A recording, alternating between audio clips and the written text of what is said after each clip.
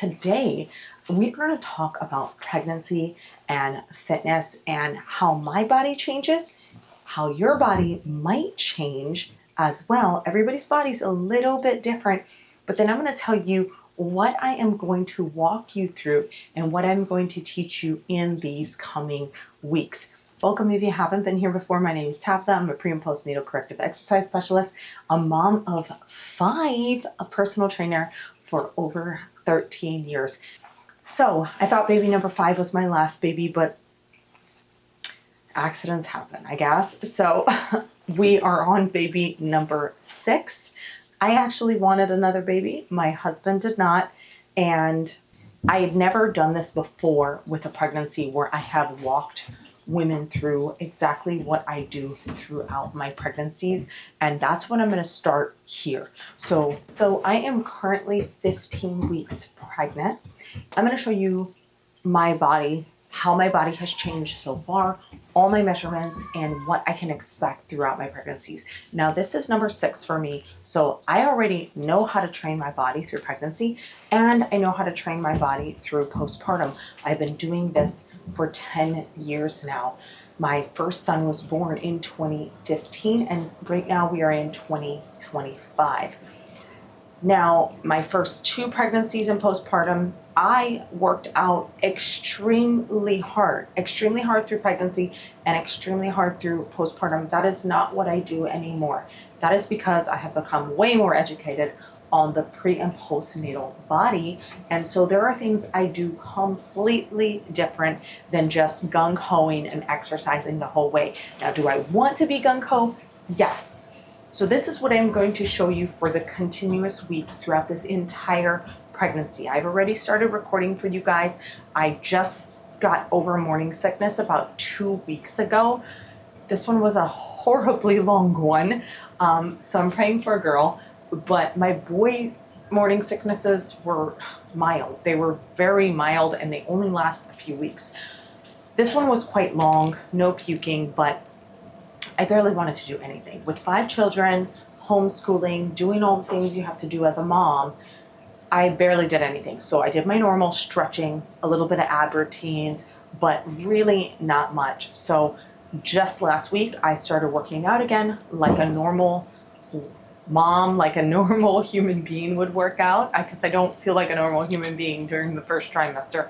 I feel like, sluggish, right? Especially this pregnancy. Oh my gosh, it kicked my butt.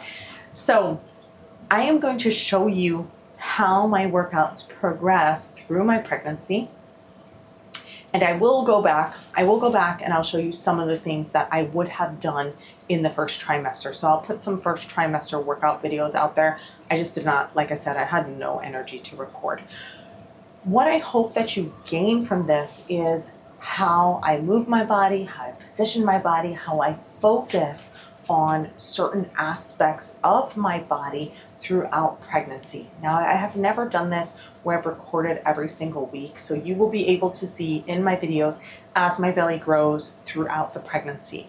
And I am one of those people, throughout every single pregnancy, my belly does not get big until the end. So I'm a little bit different in that sense, but I'm going to show you the changes that I have now. Let me post a before photo. So ironically, this is how it goes. I had quit breastfeeding. My 5th baby was 18 months postpartum now, and I was like, I'm done breastfeeding. I want to get my body nice and toned, and I want to be strong again. I want to lose about 5 pounds of fat, and I want to gain a few pounds of muscle. So my husband and I started, and I took this photo here right at the start of our intermittent fasting and strict keto diets. And I was feeling phenomenal. It was so good. And then something happened. Then I started feeling like, oh, this is something weird. Like, I'm not enjoying my morning coffee anymore. Why is this? 3 days in a row. And that's the one thing, that was the first sign that I got that I knew I was pregnant, because I do not like coffee through any pregnancy. So lo and behold, here I was trying to get my body all perfect and snapped again, and then I got pregnant. That's how it goes, because you are extremely healthy when I am breastfeeding, it is one of the best birth controls for me. And we can talk about that in another video. And when I do a video like that, I will post it down below for you ladies.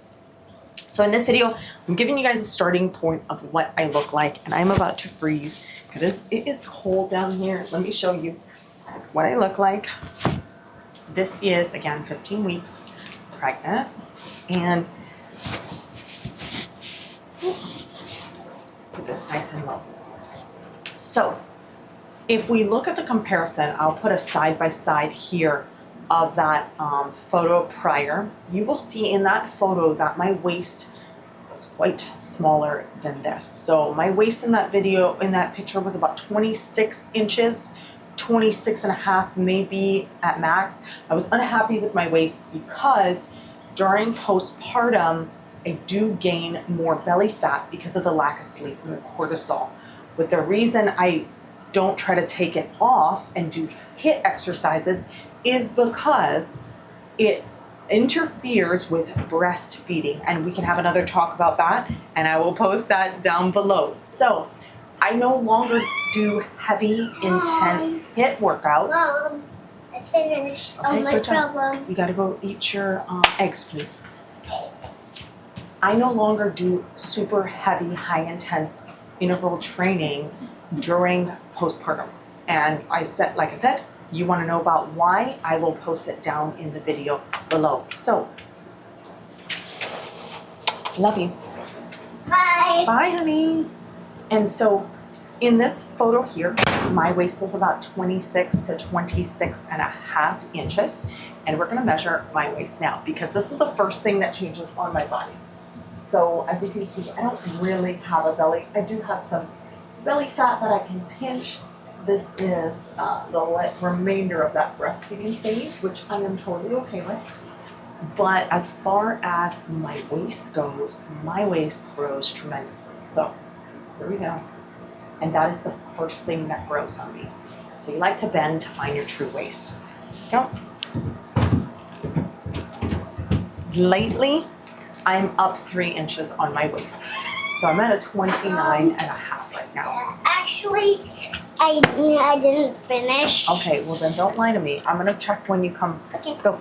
I'm gonna check. Bye-bye. Bye, honey. All right, so that's the first thing that happens to me is my waist widens out. Now my waist is gonna widen out so much more, and I can show you guys some pictures as my other pregnancies have gone on. I widen out in my trunk before my belly pops. And that might be for a lot of other women as well. The baby's probably like way down here. So any of this, like I said, is just chub. So let's take off this. Not take off my mic though.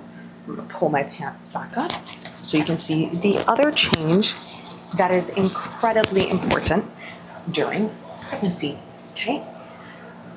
All right. So the next change, as you see, my waist increased, like I told you, about 3 inches already. And we can do this again in a few weeks so you guys can see more changes. But let me go to my profile and we're gonna look at my butt.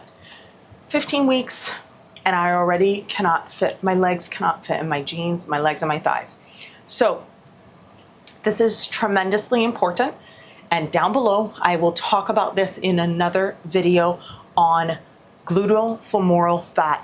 I will post the entire series I have about gluteal-femoral fat down below because this is very important for you moms out there. If you're a new mom, breastfeeding mom, want to be breastfeeding mom, or even if you're on your next baby and you have never learned this before.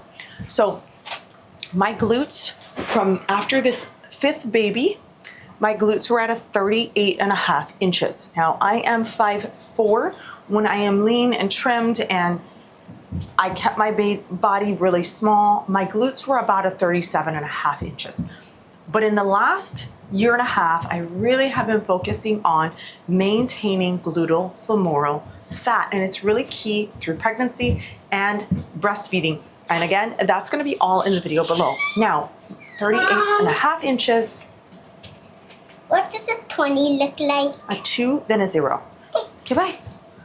All right. Bye-bye. Now, we're gonna measure my glutes here. Oh boy. Okay, so my glutes.